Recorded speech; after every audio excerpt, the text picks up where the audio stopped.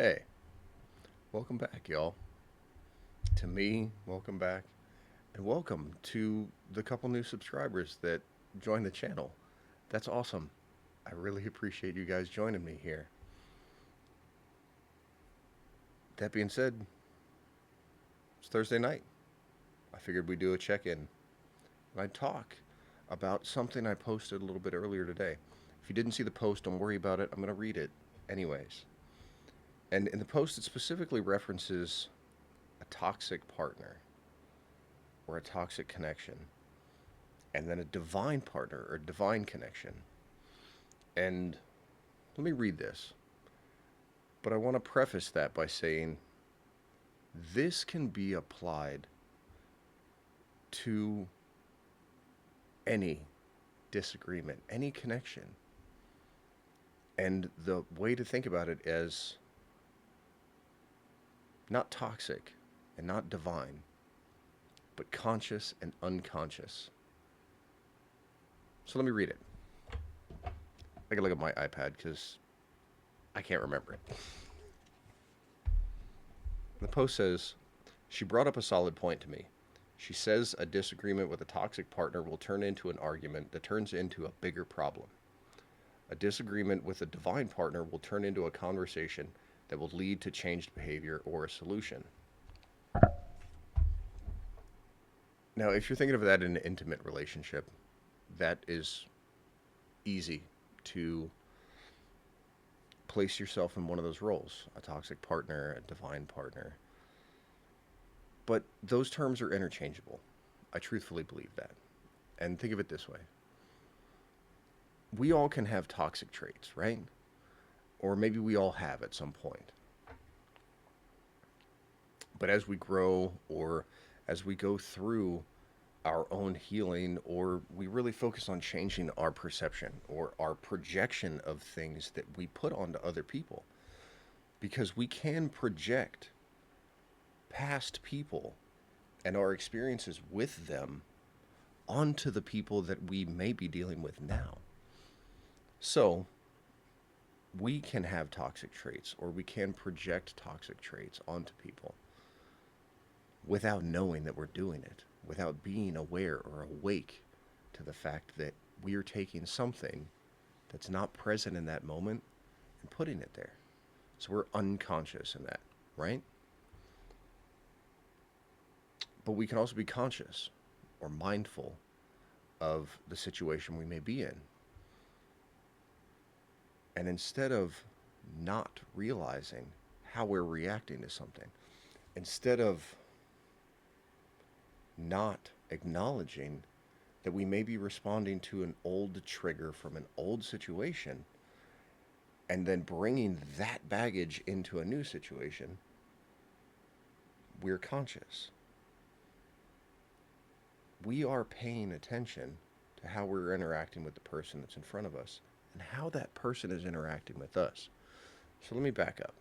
I know this may be a little long winded, but consider that any connection that you have, intimate or work related or in a friendship, any of these connections can be conscious or unconscious connections that can be fouled in communication because we are not paying attention. We are not focusing on being mindful of what's triggering us, what might be triggering the other person, and then how we're reacting. A conscious relationship and conscious communication can exist while still having a disagreement. The difference between conscious communication during a disagreement in any work relationship, in any intimate relationship, in any friendship, is that conscious communication during disagreement will lead to changed behavior and a solution and acknowledgement from ourself or from the person that we're interacting with that there may have been a mistake made on one side, possibly on both sides, and then there's been a reconciliation for that mistake. But unconscious communication and disagreement will lead to argument. It will lead to a bigger, more negative problem that compounds because we are unconsciously communicating or projecting past situations onto somebody. Or maybe we're unconsciously responding to a trigger that may not actually be present in that situation. I try not to think of things too much as toxic. The only reason I say that is because, well, I think it gets a little overused and I think it's kind of cringy. But if we're simply applying toxic as a label, I'll use unconscious instead. Unconscious communication can exist in any relationship. And when we really work on healing ourselves and when we really work on undoing the things that we've created and that have been created in our relationship dynamics in the past to make those new, we can consciously, honestly disagree with somebody, honestly admit that we may have made a mistake, and then repair that by moving forward with changed behavior or a new agreement with that person that we hold and we acknowledge a change in our behavior or theirs. I hope all this made sense. This had been a lingering thought after I had read that post, and I wanted to share it with you guys.